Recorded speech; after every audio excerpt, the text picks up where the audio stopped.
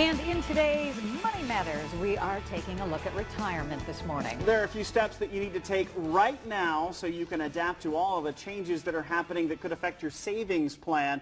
Brad Huffman is here this morning from Future Finances to let us know what you need to do to map out some of your planning. Good morning. Welcome back. Absolutely. None of us plan far enough ahead, do we? No, it's no fun. Yeah, future is future. Present is here. Present is spending. So present is now. You got it. You got it. Yeah, we're not about the delayed gratification. So retirement is the ultimate avenue of forcing yourself to delay the gratification if you want to be able to enjoy life down the road. Well, because it gets more and more expensive. Absolutely. And it is changing. It is ever changing. It's not the same as my parents and my grandparents. The landscape is different. Well, different is not necessarily bad. It just means you have to change the way you're tackling it. Right. But more and more people are working longer and longer. Without a doubt. What is that average age now that people retire? Well, now it used to be, I would say that 65 has always kind of been a magic number. Right. I'm seeing actually a little bit earlier, but some people now are pushing it at 70. I have some clients in their early 70s. Really? Now, some of it's lifestyle choice, but some of it is financial. And the reality is we are living longer. Sure. My grandfather was retired about 10 years before he passed away. Oh. I certainly hope my parents don't follow that same path. Yeah. And the reality is we have to change because we're living longer.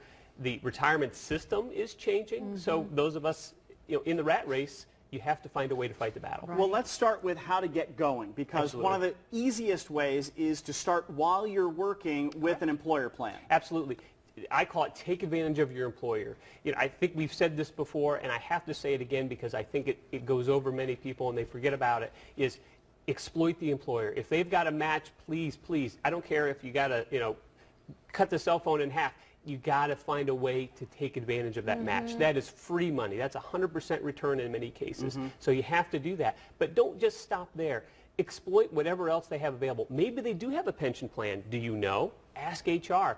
If you're part of a publicly traded company, maybe they have a stock purchase plan where you can buy company stock at a discount. These are just great vehicles, but you have to, again, they'll tell you at orientation, but it's gone. So you got to follow up. Right, absolutely. Talk about Social Security. Social Security, it's only part of the answer. Many people think, oh, I'm going to get Social Security in retirement, I'm all set.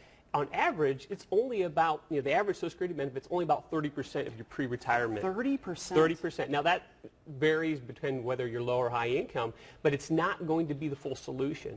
But there are ways for you to use it properly. Everybody thinks, I'm going to take it at 62 and run. Well, if you do that, you could lose up to a third. Oh, so wow. A third, absolutely, because there's a third penalty. of 30, so you're already whittling it There back. you go. Yeah. So you're paying a penalty by taking it too early. And that's kind of what we talked about is delaying that. Right. 66, 67 is a full retirement age for many people. Take a very serious look at that. And if you're a married couple, there might be ways for you to leverage each other's benefits. So don't just assume I'm just going to, boom, take it. Do a little homework. There's some value in that. There's also some Social Security benefit for people who have divorced and were in a marriage for, is it 10 years? If you're married for at least 10 years, you have access to your previous spouse's benefits. So, again, you have to play the game. Do you want to leverage their benefits? Do you leverage yours? There's a little bit of homework involved. So, call Social Security Administration. Have that conversation before you make the decision. What we're really talking about here is saving for the future, and one of the more immediate things is often college. So we're saving for that first, and then we start thinking about retirement. But you're saying that's a bad idea. That's a mistake in my opinion. Ideally, if you can save for retirement, save for college, great, do both. If you can't, you absolutely have to focus on retirement saving. There are no backup loans in retirement if you run out of money. It's not a good place to be. If you can help the kids, great, but you really need to focus on retirement.